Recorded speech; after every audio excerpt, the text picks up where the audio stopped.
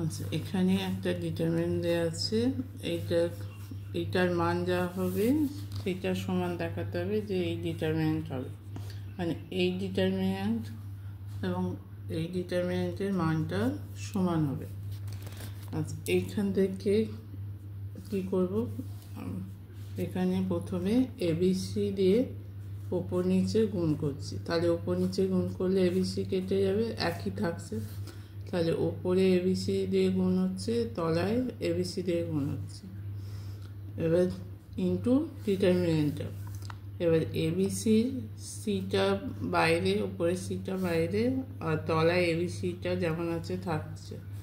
এই যে এ আর বিটাকে এখানে গুণ করব, এটাকে গুণ করছি ফার্স্ট রো দিয়ে, বিটাকে গুণ করব সেকেন্ড রো দিয়ে। তাহলে এটাকে ফার্স্ট রো দিয়ে গুণ করলে হচ্ছে এ স্কোয়ার এ কিউব এবিসি, বিটাকে সেকেন্ড রো দিয়ে গুণ করলে হচ্ছে b square b cube abc. এবার তারপরে লাইনে সিটাকে সি দিয়ে থার্ড রোটাকে গুণ করলে হবে c square c cube abc. এবার থার্ড কলামে তিনটেই এবিসি আছে, এই এবিসিটা কমন নিয়ে নেব, বাইরে চলে এলো। তাহলে এখানে কি দাঁড়াচ্ছে, ফার্স্ট কলাম হচ্ছে এ square B square C square, second column A cube B cube C cube, third column 1 1 1।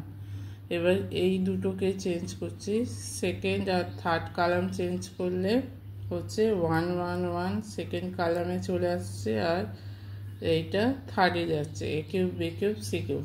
একটা চেঞ্জ হলে একটা মাইনাস হবে, আবার এইটার সঙ্গে ফার্স্ট কলাম চেঞ্জ করলে আর একটা মাইনাস হবে। তাহলে এইটা ফার্স্টে চলে এলো 1 1 1, তারপর A square B square C স্কোয়ারটা সেকেন্ড কলামে চলে এলো, আর এটা A cube B cube C cube.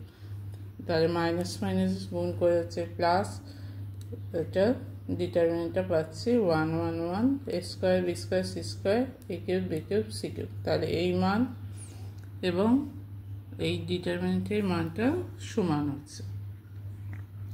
তারপরে অঙ্ক এখানে দেওয়া আছে 441 442 443 445 446 447 449 450 451 এর মান বার করতে হবে।